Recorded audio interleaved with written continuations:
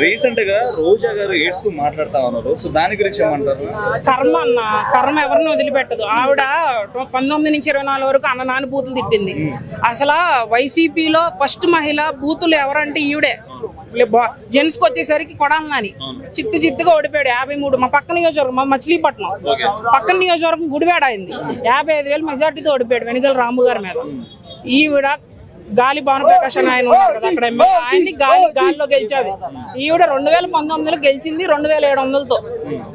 ఈవిడ కూడా మాట్లాడుతుంది, గాల్లో మాట్లాడాలి. ఈవిడ ఎలా అంటే ఒక ఆడది మాట్లాడరాని మాటలన్నీ ఈవిడ మాట్లాడింది. ఆవిడ కర్మ ఆవిడ అనుభవిస్తుంది, ఆవిడేం చేయలేదు. మళ్ళీ ఇంకొకటి పేర్ని నాని, మీ నియోజకవర్గం పేర్ని కిట్టు, వాళ్ళు గతంలో చాలా తప్పులు పనులు చేశారు అని చెప్పి ఇప్పుడున్న కూటమి పార్టీ వాళ్ళందరికీ తెలిసినా కూడా వాళ్ళ మీద ఎలాంటి చర్యలు తీసుకోవట్లేదు. లేదన్నా, ఫుల్ ఎవిడెన్స్ అన్ని కలెక్ట్ అవుతున్నాయి. త్వరలో బాబు కొడుకులు ఇద్దరు జైలుకి వెళ్ళిపోతున్నారు. ఇది ఏంటంటే ప్రూఫ్స్ తో అందరినీ లోపలేయాలన్న పవన్ కళ్యాణ్ గారు కానీ చంద్రబాబు గారు కానీ ఆలోచిస్తుంది ఏంటంటే విత్ ప్రూఫ్ అందరిని లోపల పెట్టాలి. ఎందుకంటే వీళ్ళు అన్నారు కదా కక్ష సాధింపు అది ఇదని, అలా ఆ మాట రాకూడదని ఫుల్ ప్రూఫ్స్ అన్ని హ్యాండిల్ చేసుకుని ఫుల్ ప్రూఫ్స్ తో అరెస్ట్ చేద్దామని చూస్తున్నారు. మిథున్ రెడ్డి లిక్కర్ స్కామ్ లో అరెస్ట్ అయ్యారు. వైఎస్ఆర్సీపీ పార్టీ వాళ్ళు ఏమంటా ఉన్నారు అంటే అక్రమంగా అరెస్ట్ చేస్తా ఉన్నారు. ప్రతి ఒక్క వైఎస్ఆర్సీపీ పార్టీ వాళ్ళని మేము అధికారంలో వచ్చాక ఏ ఒక్కరిని వదలం గిట్లని చెప్పి అంటా ఉన్నారు. అసలు రావాలి కదన్న అధికారంలోకి. కళ్యాణ్ గారు మొన్న ఏమన్నారు, రానివ్వను అన్నాడు. ఆయన ఒక మాట చెప్పాడంటే అది జరిగింది. 19లో కూడా అలాగే జరిగింది, తొక్కేస్తా అని జరిగింది కదా. 29లో కూడా వైఎస్ఆర్సీపీ కాదు, ఈసారి 11 వచ్చినాయి కదా, ఒకటే వచ్చింది. ఈసారి 151లో 5 కోసేశారు. ఇప్పుడు ఒకటి కూడా కోసేస్తే ఒకటే వచ్చింది.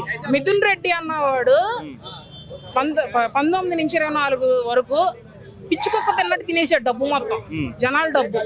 అక్కడ మన రాజంపేట ఎంపీ పిచ్చి కుక్క డబ్బు పెంట ఎలా తింటుందో అలా ఈయన డబ్బు మొత్తం తినేసాడు. తండ్రి కొడుకులు ఇద్దరు కలిసి అక్రమంగా సంపాదించేసి డబ్బులు కోట్లు 3,000 ఎకరాలన్నీ ఆక్రమించేసి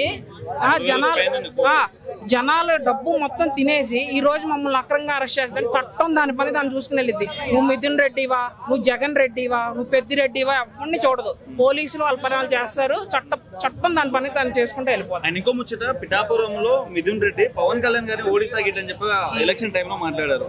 సో ఇప్పుడు ఈయన జైలుకి పోతా ఉన్నాడు. మరి దీని గురించి ఏమంటారు? పవన్ కళ్యాణ్ గారు సింహం లాంటి వాళ్ళు అన్న. ఒక పిల్ల వచ్చి సింహాన్ని మీదకి మియం అంటే ఏదన్నా ఉంటుందా? ఇప్పుడు ఆడు పిఠాపురం వచ్చి పవన్ కళ్యాణ్ గారు ఓడిస్తానన్నారు. పవన్ కళ్యాణ్ గారిని 70,000 మెజార్టీతో గెలిపించారు.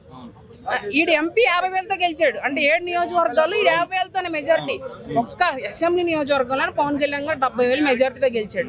ఈ రోజు ఆడి కర్మ కాబట్టి పవన్ కళ్యాణ్ అన్న మాటలు అన్నాడు కాబట్టి ఈ రోజు జైల్లో వెళ్ళి చెప్పు కూడా తింటారు. ఇప్పుడు మీరు ఒక ముచ్చట చెప్పండి, ఇప్పుడు ఉన్న కూటమి పార్టీ పరిపాలన మంచిగా ఉందా లేదా? కూటమి పార్టీ ఎక్సలెంట్ గా పరిపాలన చేస్తుందన్న. అది డెవలప్మెంట్ విషయంలో కావచ్చు కానీ, సంక్షేమ పథకాల విషయంలో కానీ, రోడ్లు కానీ, వాటర్ కానీ, డ్రైనేజ్ కానీ, ప్రజలకి ఫుడ్ కానీ అంతా చాలా. కాకపోతే మీడియా కూడా ఫోకస్ చేయాలి. మీలాంటి వాళ్ళు కూడా ఫోకస్ చేసి అవన్నీ జనాలు చూపించాలి. ఈ సాక్షి మీడియా, ఇది వెధవ మీడియా అనమాట. అది అంత యాంటీగా చూపించింది. కళ్యాణ్ గారు కానీ చంద్రబాబు గారు కానీ ఇద్దరు నాయకులు ఒక పార్టీ మీద ఫిక్స్ అయ్యారు. ఈ జగన్మోహన్ రెడ్డి గారిని వీళ్ళంతా విమర్శించినా వాళ్ళు ఏం పట్టించుకోవట్లేదు. వాళ్ళు అభివృద్ధి మీద కాన్సన్ట్రేషన్ చేస్తున్నారు. ఇలాంటి చెత్త మాటలు ఇలాంటి ఎవరు పట్టించుకోవట్లేదు. ఆఖరికి మేము కూడా పట్టించుకోవట్లేదు. అభిమానులు ఆ కార్యకర్తలు మేము కూడా పట్టించుకోవట్లేదు. ఎందుకంటే మాకు ఆంధ్రప్రదేశ్ రాష్ట్ర భవిష్యత్ ముఖ్యం. ఇప్పుడు నేను ఆంధ్రప్రదేశ్ అన్నా, నేను హైదరాబాద్ లో జాబ్ చేస్తున్నా. నేను ఏపీలో జాబ్ చేయాలి, నేను చేయలేకపోయా. నెక్స్ట్ తర్వాత చెయ్యాలి కదన్నా. నెక్స్ట్ 10 years లోకేష్ గారు కొత్త కంపెనీలు తీసుకొస్తా ఉన్నారు. రీసెంట్ గా మైక్రోసాఫ్ట్, ఇంకొకటి ఏంటి ఇవన్నీ తీసుకొస్తా ఉన్నారు. సో మళ్ళీ వైఎస్ఆర్సీపీ పార్టీ వాళ్ళు ఏమంటా ఉన్నారు అంటే ₹1 ఎకరం రీసెంట్ గా భూమి ఇచ్చారు. దాని వల్ల కొంతమందికి ఉపాధి అనేది కలుగుతుంది. ఈ వైఎస్ఆర్సీపీ పార్టీ వాళ్ళు ₹1 ఇడ్లీనే రాదు, ₹10 ఇడ్లీనే రాదు. ఈ టీడీపీ పార్టీ నాయకులు ₹1 ఎకరం భూమి అమ్మేస్తున్నారు అని చెప్పి అంటున్నారు. కొత్త ప్రభుత్వం ఈ సన్నాసి మొత్తం అప్పులు చేసి వెళ్ళిపోయాడు. అవన్నీ తీరుస్తా ఒక్కొక్క కంపెనీని తీసుకొచ్చి పవన్ కళ్యాణ్ గారు కానీ, చంద్రబాబు గారు కానీ, లోకేష్ గారు కానీ అందరూ ఎస్టాబ్లిష్ చేస్తున్నారు. కొద్దిగా టైం పట్టిద్ది. మీరు ఒక్కసారి మనం వెళ్దాం, మీరు కూడా రండి మీడియా, అమరావతి వెళ్తాం. అమరావతి ఎలా డెవలప్మెంట్ అవుతుందో మీ అందరికి మేము చూపిస్తాం. ఎందుకంటే మీకే అర్థమైంది. ఎందుకంటే పుట్టి మాటలు కాదన్న, అక్కడికి వచ్చి మాట్లాడితే అక్కడికి వచ్చి మనం ఆ ఫీల్డ్ లో ఉండి మొత్తం చూస్తే తెలిసిద్ది. ఏదో ప్యాలెస్ లో కూర్చుని 4 టీవీలు పెట్టుకుని 4 స్క్రీన్లు పెట్టుకుని ఒకటి మార్చి అది ఈ స్క్రీన్లో పవన్ కళ్యాణ్ ఉన్నాడు, ఈ స్క్రీన్లో చంద్రబాబు, ఈ స్క్రీన్లో లొకేషన్ వేసుకుని వాళ్ళని ఎప్పుడు విమర్శిద్దామా, ఎప్పుడు నా కుక్కలను బయటకు వదులుదామా అని చెప్పి అలా కాకుండా ఒక్కసారి మనిషిగా ఆలోచించమని చెప్పి జగన్మోహన్ రెడ్డి గారిని కోరుకుంటున్నాను. నమస్తే బ్రో. నమస్తే. అయితే నమస్కారం. అయితే ఓకే బ్రో, అయితే రీసెంట్ గా రోజా గారు ఒక కామెంట్ అయితే చేశారు, పవన్ కళ్యాణ్ నీకు దమ్ముంటే 175 సీట్లకి 175 సీట్లకి నువ్వు పోటీ చేయి అని అంటున్నారు. ఎట్లా ఇప్పుడు 175 పోటీ చేయమన్నా కానీ మేము కూటమి కింద చూస్తలేదు, అదంతా జనసేన పార్టీ కింద చూస్తున్నాం. ఎందుకంటే ఇప్పుడు డిప్యూటీ సీఎం అయిన తర్వాత సీఎం కాబట్టి ఈ ఎమ్మెల్యేలు ఎవరైనా కానీ మన సార్ అంటే పవన్ కళ్యాణ్ గారు ఏం చెప్పినా కానీ వాళ్ళు వింటున్నారు కాబట్టి ఇది మా ప్రభుత్వం, కూటమి ప్రభుత్వం కూడా కాదు. ఇప్పుడు 175 నియోజకవర్గాలు కూడా మా నియోజకవర్గాల కిందే సంబంధం. అది దాని లెక్కలో చేసి ఇంకా దెబ్బ అనేది ఇంకా అదే, ఇంకా కూటమితోనే ఇంకా దానికి దెబ్బ అలా.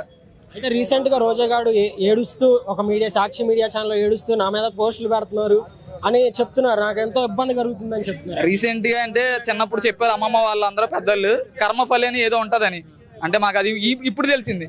మనం అన్నదంతా రివర్స్ లో బౌన్స్ అవ్వడానికి ఇదే కారణం.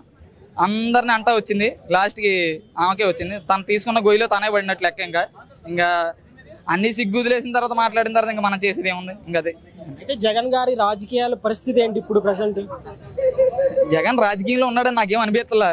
ఇప్పుడు రాజకీయంలో ఉన్నాడనుకో అసెంబ్లీకి రావాలి కదా. ఏ బ్రో రాలేనప్పుడు ఇంకేముంది, లేనట్టే కదా. లేదు నేను పాదయాత్ర చేస్తాను ఖచ్చితంగా, మళ్ళీ అధికారం మాదే అని చెప్తున్నాను. అప్పుడు సింపతికి ఇంకెవరిని చంపుతావు? నువ్వు పాదయాత్ర చేసినప్పుడు సింపతి కోసం అప్పుడు ఎవరో చనిపోయారు, ఇప్పుడు చంపడానికి ఎవరు లేరు, ఇంకా నువ్వే సావాలి. దాన్ని డైరెక్ట్ ఆన్సర్ అయితే మేము పక్క గోదావరిలో మాకు అలాంటి ఏమి లేవు. నీ కాన్స్టిట్యున్సీ ఉంటది కదా, ఆ పులివెందులో ఏంటో వాళ్ళకి నువ్వు సమాధానం ఇవ్వాలి. నేను నగ్గించారు కదా, అప్పుడు ఆ అసెంబ్లీలో మాటిన తర్వాత అప్పుడు నువ్వు పాదయాత్ర చేస్తావో, రన్నయాత్ర చేస్తావో, షూ వేసుకుని నడుతావో, గులకరాయి చేస్తావో, ఇంక నీ ఇష్టం. ఇంకా ఇంకెవరో అంత మోసపోయే వాళ్ళు ఎవరు లేరులే. నాకే పడలేదు 3rd year ఫీజు బీటెక్, ఇప్పుడు బాధపడుతున్నాను నేను. ఫీజు రియంబర్స్మెంట్ పరిస్థితి ఏంటి అప్పుడు జగన్ గారి హయాంలో కావచ్చు, ఇప్పుడు కూటమి ఈ విషయంలో అయితే పవన్ కళ్యాణ్ గారి కన్నా లోకేష్ గారికి కూడా బాగా సపోర్ట్ చేస్తాను. నా 3rd year ఫీజు పడలేదు. మరి ఎలక్షన్స్ అని ఏయో చెప్పేసి పైన చేశాడు, కానీ ఆయన ఏంటంటే మళ్ళీ రీకలెక్ట్ చేసి తంబేసి ఫింగర్ ప్రింట్ కూడా తీసుకుని మళ్ళీ వేస్తానన్నారు. అది సవ్యంగా ఎత్తే మేము సర్టిఫికేట్లు తీసుకుని ఇలాంటి MNC కంపెనీలో జాబ్ చేస్తాం. జగన్ ఏమంటున్నాడు అంటే నేను సినిమా డైలాగులు చెప్పడం కూడా తప్పేనా, రప్ప అంటే కూడా తప్పేనా, నాకు ఆ మాత్రం స్వేచ్ఛ లేదా? సినిమా డైలాగ్ అంటారు కానీ సినిమా డైలాగ్ అంటే అంత ఈజీగా ఉందా బ్రో? ఏదో పైన బయట కనబడి రప్ప అని రాత్రం కాదు. ఇప్పుడు ఇందులో ఒక పాస్ తీసుకుని లోనికి వెళ్ళమని, పాస్ లేక నిన్న గోదావరి నుంచి వచ్చి కళ్ళు చూసారు, అసలు ఎలాగ ఉన్నాయో ఎర్ర పడిపోయినాయి. పాస్ లేదు, ఎవరైనా బ్రో అడిగి ఇచ్చుకుందామని చూస్తున్నాను. ఏదో అనుకున్నంత ఈజీగా సినిమా వాళ్ళు కూడా ఏదైనా అంటానికి కట్టని. జగన్మోహన్ రెడ్డి అరెస్ట్ అయితే వైఎస్ఆర్సీపీ పరిస్థితి ఏంటి?